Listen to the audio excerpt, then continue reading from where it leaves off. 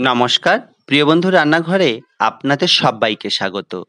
বন্ধুরা, হঠাৎ করে যদি বাড়িতে অতিথি আসে কিংবা বাড়ির ছোট থেকে বড় সবার মন পছন্দের স্ন্যাক্স বানাতে যান, এর জুড়ি মেলা ভার।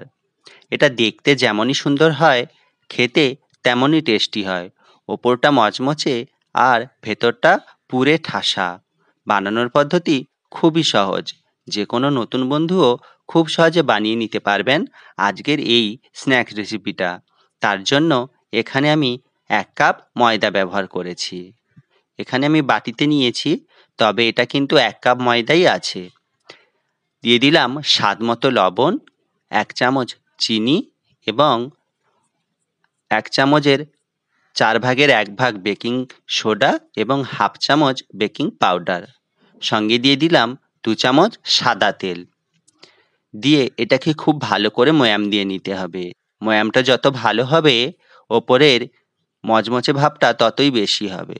আর নাস্তাটা খেতে খুবই খাস্তা হবে। আমার কিন্তু ময়াম দেওয়া হয়ে গেছে, দেখুন এইভাবে ডালা ডালা হয়ে গেছে। এবার অল্প উষ্ণ গরম জল দিয়ে আমি একটা নরম ডো তৈরি করে নেব।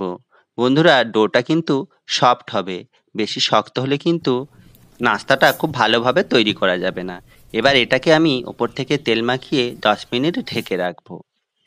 এবার পুরটা বানানোর জন্য একটি কড়াইতে দিয়ে দিলাম ৩ চামচ সাদা তেল, অল্প একটু গোটা জিরে দিয়ে দিলাম। এবার দিয়ে দিলাম ১ চামচ গ্রেট করা আদা ও ১ চামচ গ্রেট করা রসুন, সঙ্গে একটা বড় সাইজের কোচানো পেঁয়াজ দিয়ে এটাকে খুব ভালো করে কিছুক্ষণ ভেজে নিচ্ছি। খুব বেশি লাল করে ভাজবো না। দেখুন আমার কিন্তু ভাজা হয়ে গেছে। এবার আগে থেকে ১৫০ গ্রাম চিকেন আমি পেস্ট করে রেখেছিলাম। এখানে আমি বোনলেস চিকেন ব্যবহার করেছি।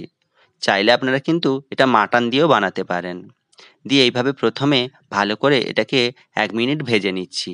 এইভাবে ছোট ছোট করে টুকরো করে নিলাম। এবার মশলা দিয়ে দেব। দিয়ে দিলাম হলুদের গুঁড়ো, স্বাদমতো লঙ্কার গুঁড়ো, জিরে ধনের গুঁড়ো ও একটু গরম মশলার গুঁড়ো। যদি ছোটদের জন্যই বানান তাহলে কিন্তু ঝালটা স্কিপ করতে পারেন। এবার মশলাটা খুব ভালো করে মিশিয়ে নিয়েছি। ২ থেকে ৩ মিনিট ভালো করে ভেজে নিয়েছি। যেহেতু বোনলেস চিকেন খুব সহজেই সেদ্ধ হয়ে যায়। ওপর থেকে একটা গ্রেট করা গাজর এবং ছোট ছোট দুটো আলু সেদ্ধ করে রেখেছিলাম, সেটাকে আমি দিয়ে দিলাম। দিয়ে দিলাম স্বাদ মতো লবণ, চিনি, ১ চামচ সয়া সস, দিয়ে দিলাম ১ চামচ চিলি সস ও ১ চামচ টমেটো সস। সসগুলো দিলে কিন্তু ভেতরের পুরটা খুবই চটপটা হয়। এবার এটাকে খুব ভালো করে মিশিয়ে নিচ্ছি। দেখুন বন্ধুরা, আমার পুরটা কিন্তু প্রায় প্রস্তুত হয়ে গেছে। এবার এটাকে নামিয়ে অল্প ঠান্ডা করে নিচ্ছি। এদিকে ময়দাটা মেখে রেখেছিলাম, দেখুন কতটা ফুলে উঠেছে এবং অনেকটাই সফট হয়ে গেছে। এটাকে এবারে আরেকটু ভালো করে মেখে নিচ্ছি। নিয়ে এবার থেকে আমি লুচি বা পরোটার মতো করে একটু ছোট করে লেচি কেটে নিচ্ছি। খুব বেশি ছোট নয়। এইভাবে আমি সমস্ত লেচিগুলো এরম করে কেটে নিলাম। এবার এটাগুলোকে বেলে নেব। আমি কিন্তু এটা তেল দিয়েই বেলেছি। খুব পাতলা করে এবং একটু বড় করে ও চারকোনা আকৃতির করে আমি ময়দাটাকে বেলে নিলাম। এবার আমি এখানে পুর দিয়ে দিলাম। একটু বেশি পরিমাণে পুর আমি এখানে দিয়েছি। এবার পেছন দিক থেকে এইভাবে আমি এটাকে তুলে দিলাম। দিয়ে ২ সাইডটাও খুব ভালো করে মুড়ে দেব। এই ২ সাইডটা কিন্তু খুব ভালো করে মুড়তে হবে, নাহলে রোলটা কিন্তু খুলে যেতে পারে। তেলে দিলে এটা ছেড়েও যেতে পারে। এখানে কিন্তু রোলটা ঘোরানোর সময় এইভাবে আমি কিন্তু জল দিয়ে একটু ব্রাশ করে নিলাম, যাতে রোলটা ছেড়ে না যায়। দিয়ে ভালো করে এটাকে চেপে দিলাম। চেপে রোলটা প্রস্তুত করে নিলাম। দেখুন আমার কিন্তু একদম তৈরি spring roll, chicken spring roll.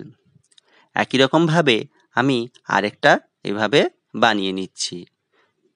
আপনারা চাইলে কিন্তু যে কোনোভাবেই এটা মুড়তে পারেন, তবে এইভাবে মুড়লে একদমই রোলটা তেলে দিলে ছেড়ে যাবে না। দেখুন আমি এখানে কিন্তু আরও একটা তৈরি করে নিয়েছি। এইভাবে বাকি ডোগুলো থেকে আমি সমস্ত রোলগুলো তৈরি করে নিলাম। এই রোলটা কিন্তু ঠিকঠাকভাবেই মুড়তে হবে।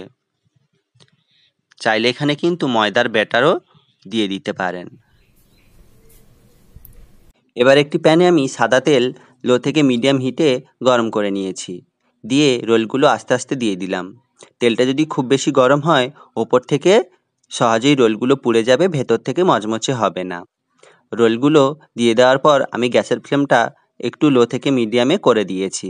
দিয়ে ওপর থেকে তেল দিয়ে এভাবে ছিটিয়ে দিচ্ছি। এগুলো কিন্তু ডিপ ফ্রাইও করা যেতে পারে। এবার আস্তে আস্তে এগুলো উল্টে দিচ্ছি এবং যতক্ষণ না গোল্ডেন থেকে গোল্ডেন ব্রাউন কালার হচ্ছে ততক্ষণ পর্যন্ত অপেক্ষা করতে হবে। আর একটু সময় নিয়ে ধীরে ধীরে এটাকে ভালো করে ভেজে নিলেই প্রস্তুত।